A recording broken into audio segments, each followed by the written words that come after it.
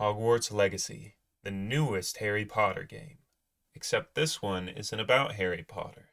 This one is about you. Or so I've heard. Hogwarts Legacy was announced about 2 years ago, and since then, smelly goblin people have been anxious for its release.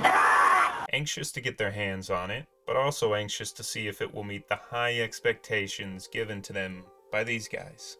Making a game that promises so much, based on a world that, to many people, means so much, is a big deal. There's bound to be a lot of conflicting ideas about how things should be done.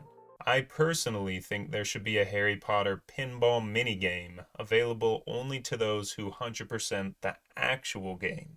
But instead, we hear something about house points that won't be affected by player decisions. 'Cause I guess that's more important. There is something else that concerns me. The ability to absorb us in a story while also giving us the freedoms of character creation and an open world. That's a lot of work. There's a few ways you can go about character creation. There's the silent protagonist, like in Skyrim or Dark Souls. We've also seen the default voice, like in Fallout 4. And even that took copious amounts of work. But the ambitious crew at Avalanche Software decided that won't cut it this time. They chose to give us character creation with multiple voice options. God help them. The problem with character creation is the disconnect that usually comes with it. Skyrim, Dark Souls 3, Fallout 4. These are all big games that a lot of us enjoyed. But can we get a show of hands from the people who remember a single detail about any of their main stories? Truth is, the game was rigged from the start.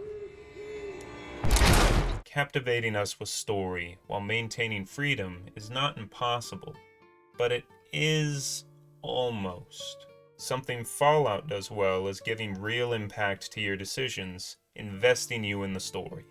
But the way the characters move around like robots, and the striking resemblance their facial animations have to my pet rock Dennis, take away from that story. The point I'm trying to make is these aren't problems caused by character creation. These are problems caused by ambition, without the means, or perhaps the motivation, to fully realize that ambition. Facial animation seems to be the most common out of the three. I can't imagine it's an easy hurdle to clear. But a lot of the story's success relies on it being close in quality to the rest of the game. It doesn't have to be great, just make it good enough. Distraction is also a big threat that can plague game developers and players alike. Getting distracted making the world this big can take the attention away from other aspects of the game. But allowing the player to get too distracted in that world and away from the story is a problem that seems to be completely overlooked. Hogwarts Legacy should be more concerned about this than most, because the biggest driving point of the whole franchise is the story. Hogwarts Legacy is determined to be another open world game, on top of wanting to include character creation. These sound like exciting things to the uninitiated. But in the wake of so many games having these same goals and failing in other aspects, how am I supposed to relax? How am I supposed to get a good night's sleep with an avalanche coming my way? Even if they succeed in both categories, there's still the big bad story to worry about. How do they plan on keeping us engaged in it and not losing us to the open range? There's a lot of potential in an open world, but it has a tendency to steal the show. Typically, as soon as a game takes the harness off me, I make Forrest Gump look like Forrest Chump, and at that point the story is pretty much out the window.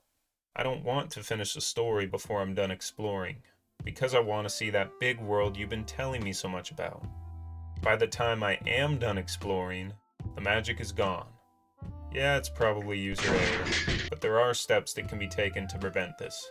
One way to rally us back to the main story is by making good side quests. I love finding side quests that I know I could have accidentally missed. Fallout New Vegas DLC. Boom. Here's a little mark on your map. Hope you don't miss it. They worked so hard on these quests, but if you miss it, that's okay too. I enjoyed the stories because I wasn't afraid of the game ending when I finished them, and these experiences made me want more stories. Reminding us of how good a story can be is a great way to get us back on track should we stray too far. though none of these things can replace a good main quest. If you aren't careful, you can lose your players to the open world you spent all that time on. So please, please make an awesome main quest. Story is important, especially in this case. You got a lot of people rooting for you, but we will eat you alive if you make a mistake. No pressure.